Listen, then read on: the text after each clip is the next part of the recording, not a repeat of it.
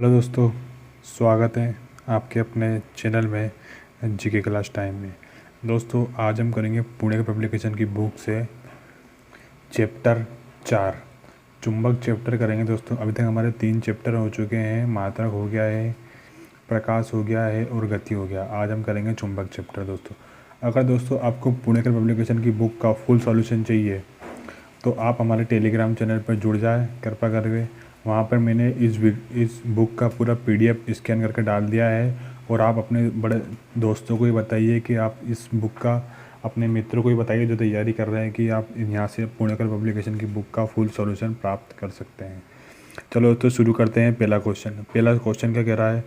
प्रतिचुंबकीय पदार्थ की चुंबक की प्रवृत्ति होती है अल्प तथा ऋणात्मक होती है, अल्प तथा धनात्मक होती है, अधिक तथा ऋणात्मक होती है, अधिक तथा धनात्मक होती है। दोस्तों, ये होता है अल्प तथा ऋणात्मक होती है। प्रतिचुंबकीय पदार्थ वे पदार्थ होते हैं जो किसी भी चुंबकीय क्षेत्र में रखे जाने वाले क्षेत्र के विपरीत दिशा में थोड़ा सा चुंबकीय हो जाता है, जो कि शक्तिशाली चुंबकीय सिरों पर लगने वाले प्रति आकर्षित होता है। याद रखें दोस्तों। आप चलते दोस्तों दूसरे की ओर। क्वेश्चन नंबर दूसरे का कह रहा है हमारा, क्वेश्चन नंबर दूसरा कह रहा है पृथ्वी के उत्तरी चुंबकीय ध्रुव और भौगोलिक दूरी देश के ध्रुव के निकट होता है, पूर्वी, पश्चिमी, उत्तर या दक्षिणी। दोस्तों, होता है दक्षिणी। दोस्तों, अपने चुंबक के 2 साइड देखेंगे, एक नॉर्थ एक वेस्ट होता है, जो कि ये होता है दक्षिणी ध्रुव। चुंबक क्षेत्रीय तलों में स्वतंत्रता पूर्वक लटकने वाला एक ऐसा ध्रुव संदेश होता है जो कि उत्तर की ओर तथा दूसरे ओर ध्रुव के संदेश दक्षिण की ओर ठहरता है। याद रखें दोस्तों आप। बाकी दोस्तों थ्योरी पढ़ लेना आप। चलते दोस्तों तीसरे की ओर। तीसरा क्या कह रहा है हमारा क्वेश्चन? चुंबकीय फ्लक्स के घनत्व की इकाई क्या है? Option A newton, option B tesla, option C pascal या ऑप्शन डी न्यूटन प्रति मीटर। दोस्तों, ये ऑप्शन नंबर बी टेस्ला। किसी चुंबकीय क्षेत्र में किसी बल को लंबवत इकाई के क्षेत्रफल के गुजरने वाली बल रेखा जो संख्या चुंबकीय फ्लक्स घनत्व होती है, जो कि MAG बराबर नेट्रिक्स फ्लक्स डेंसिटी कहलाती है। इसका मात्रक जो कि वेबर मीटर होता है। याद रखें दोस्तों आप। चलते हैं दोस्तों क्वेश्चन नंबर 4 की ओर।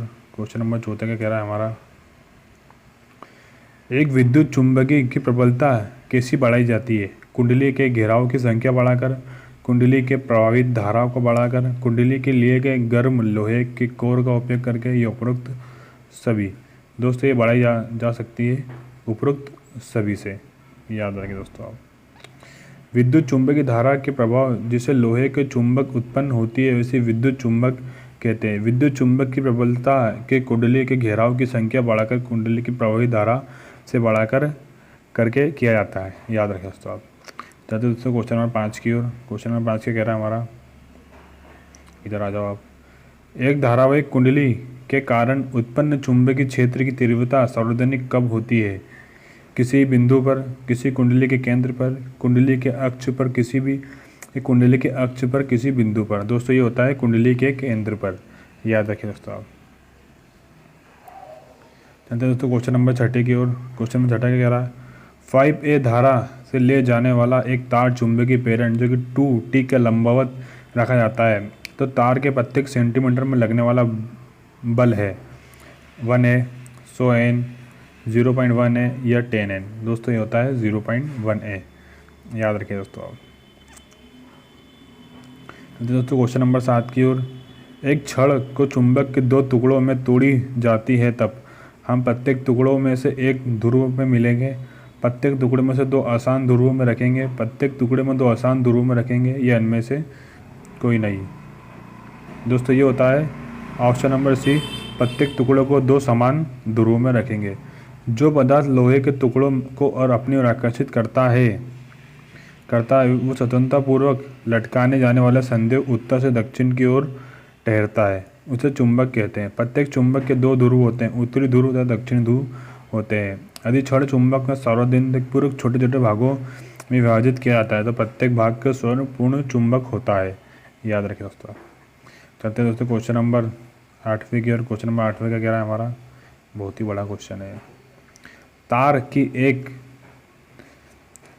लड़ाई अपरोहित धारा को प्रवाहित करके इसे एक घर में वृत्ताकार कुंडली में मोड़ा जाता है। वही लंबाई अब छोटी त्रिज्या के दो लूपों को बनाने में मोड़ी जाती है। अब उसी धारा का केंद्र पर उत्पन्न चुंबकीय क्षेत्र कितना होगा? इसके पहले का मान का 1/4, इसके पहले का मान का आधा, इसके पहले का मान का 4 गुना, यह अपरिवर्तित। ये दोस्तों होगा इसके मान का 4 गुना। जब तार की एक लंबाई जो कि अपरिवर्तित धारा से प्रभावित होती है तो उसे एक घेरे में वृत्ताकार कुंडली की ओर मोड़ा जाता है। वह लंबाई एक छोटी होती है, याद रखें दोस्तों आप। बाकी थ्योरी पढ़ लेना दोस्तों। अगर आप पीडीएफ चाहिए तो पीडीएफ टेलीग्राम पर जुड़ जाए, वहाँ मिल जाएगा आपको पूरी बुक का पीडीएफ। चुंबकीय क्षेत्र द्वारा विक्षेपण नहीं होता है न्यूटन, प्रोटॉन, प्रोटॉन या इलेक्ट्रॉन। दोस्तों ये होता है option number A Newton. Newton एक आवेशित रहित मूल कण है। वह परमाणु के नाभिकों के प्रोटॉन के साथ स्थिति को अस्थायी मूल कण है। इसकी खोज चैडविक ने 1932 में की थी। इसका द्रव्यमान 17.2 ग्राम का होता है, याद रखें दोस्तों आप। चलते दोस्तों क्वेश्चन नंबर 10वें की ओर। एक धारावाही चालक के कारण एक चुंबकीय क्षेत्र की दिशा निम्न में से किसके द्वारा दी जाती है? फैराडे विद्युत चुंबकीय प्रेरणा के नियम, प्लेनिंग के बाएं हाथ का नियम, लेंज का नियम या मैक्सवेल कॉर्क स्कूल का नियम। दोस्तों ये होता है मैक्सवेल कॉर्क स्कूल का नियम। मैक्सवेल कॉर्क स्कूल का नियम के एक स्क्रू के धारावाहिक के चालन के कारण चुंबकीय क्षेत्र की दिशा में ज्ञात की जाती है, जबकि फैराडे विद्युत चुंबकीय के प्रेरणा पर होता है। याद रखें दोस्तों आप। दोस्तों ये कर लेना आप, न्यूमेरिकल क्वेश्चन है। चलते दोस्तों क्वेश्चन नंबर 5 की ओर। क्वेश्चन नंबर 5 के कह रहा है हमारा के 12 के कह रहा है। चलो अभी तो है। यदि एक मुलायम लोहे के टुकड़ों को पृथ्वी की सतह के नीचे उत्तर की और दक्षिण दिशा में गाड़ दिया जाए तब ये चुंबक के गुणधर्म को ग्रहण कर लेगा।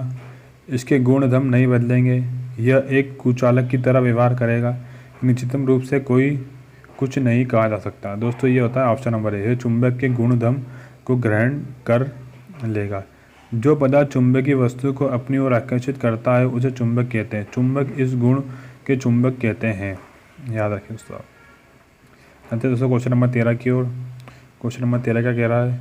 चुंबकीय क्षेत्र जो कि बी में से एक स्थिर आवेश जो कि क्यू पर लगने वाला बल है, B Q V, B V Q 0 या बी की यू वी। दोस्तों होता है 0। यदि वी की यू आवेशित कण पर लगने वाला बल जो कि 0 होता है, अर्थात यदि आवेशित कण चुंबकीय क्षेत्र में स्थिर हो तो उसे कोई बल कार्य नहीं करता है, याद रखें दोस्तों आप। चलते दोस्तों क्वेश्चन नंबर 14 की ओर। विद्युत घंटी निम्न में से किस सिद्धांत पर कार्य करती है? रासायनिक प्रभाव पर, धारा के चुंबकीय प्रभाव पर, धारा के ऊष्मीय प्रभाव पर या उपरोक्त सभी पर। दोस्तों प्रभावित करती है धारा के चुंबकीय प्रभाव पर। इधर आजा। किसी भी चालक विद्युत धारा को प्रभावित करने पर उसके चारों ओर चुंबकीय क्षेत्र उत्पन्न होने की घटना को विद्युत धारा का चुंबकीय प्रभाव कहते हैं। विद्युत घंटी धारा चुंबकीय प्रभाव के सिद्धांत पर कार्य करती है, याद रखें दोस्तों आप। चलते दोस्तों क्वेश्चन नंबर 15 की ओर। क्वेश्चन नंबर 15 का कह रहा है हमारा, यदि लंबाई जे का एक तार जो कि चुंबकीय क्षेत्र बी पर रखा जाता है, यदि तार की धारा जे है तब तार में लगने वाला सार्वधानिक चुंबकीय बल होगा। दोस्तों ये होगा BL, याद रखें दोस्तों। ये सवाल कर लेना दोस्तों आप, न्यूमेरिकल क्वेश्चन है। स्थायी चुंबक नर्म लोहे के टुकड़ों के साथ रखा जाता है। नर्म लोहे के टुकड़ों का चुंबक करने के लिए, चुंबक की प्रबलता बढ़ाने के लिए, सौर की विचुंबकीकरण को रोकने के लिए या चुंबक की भौतिक सुरक्षा के लिए। दोस्तों ये होता है सौर विचुंबकी को रोकने के लिए। उस चुंबक की स्थायी जो कि चुंबक कहते हैं जिसके चुंबकत्व स्थायी होता है। स्थायी चुंबक नर्म लोहे के टुकड़े के साथ स्वर की विचुंबकी रोकने के लिए रखा जाता है, जबकि उसे चुंबक को अस्थायी चुंबक भी कहते हैं जिसका चुंबकीय स्थायी नहीं होता है, याद रखें दोस्तों आप। दोस्तों 17 की ओर। क्वेश्चन नंबर 17 कह रहा है, एक प्रोटॉन वेग 10⁴ मीटर प्रति सेकंड से s टेस्ला की चुंबकीय क्षेत्र की दिशा में गति कर रहा है तो प्रोटॉन पर बल है 8 × 10⁻15 N, 104 N। Option number C 1.6 × 10⁻⁻N या ऑप्शन नंबर डी 0। दोस्तों ये होगा 0, याद रखें दोस्तों आप। चलते हैं दोस्तों क्वेश्चन नंबर 18 की ओर। क्वेश्चन नंबर 18 क्या कह रहा है हमारा? क्वेश्चन नंबर 18 आ जाओ। जब एक चुंबक की कुंडली पर अप्रवेशित की जाती है तब उसे प्रेरित विद्युत वाहक बल निम्न पर निर्भर नहीं करता है। कुंडली के घेरों की संख्या पर, कुंडली के प्रतिरोधक पर, चुंबकीय के आघूर्ण पर या चुंबकीय के समीप आने वाली चाल पर। दोस्तों ये होता है चुंबकीय के समीप आने वाले चाल पर। जब एक चुंबकीय एक कुंडली पर प्रवेशित की जाती है तब प्रेरित विद्युत वाहक बल चुंबक के समीप आने वाली चाल पर निर्भर नहीं करता है। याद रखें दोस्तों आप।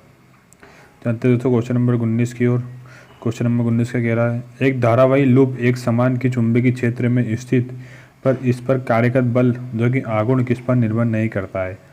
लूप के क्षेत्र पर, लूप की आकृति पर, धारा के मान पर या चुंबकीय क्षेत्र पर। दोस्तों ये निर्भर नहीं करता है। दोस्तों इसका आंसर आपको कमेंट बॉक्स में बताना है। इसका आंसर मैं आपको कल बताऊंगा दोस्तों, आप याद रखें। और दोस्तों अगर वीडियो पसंद आए तो वीडियो को लाइक करें, चैनल को सब्सक्राइब करें, अपने दोस्तों को शेयर करें और कमेंट भी करें दोस्तों आप। और दोस्तों अगर आपको पुणेकर पब्लिकेशन की बुक का फुल सॉल्यूशन चाहिए तो टेलीग्राम चैनल पर जुड़ जाए। मैंने PDF डाल दिया है पूरा करके, आप वहाँ से प्राप्त कर सकते हैं दोस्तों। चलो दोस्तों मिलते हैं नेक्स्ट वीडियो में। जय हिंद, जय भारत, वंदे मातरम।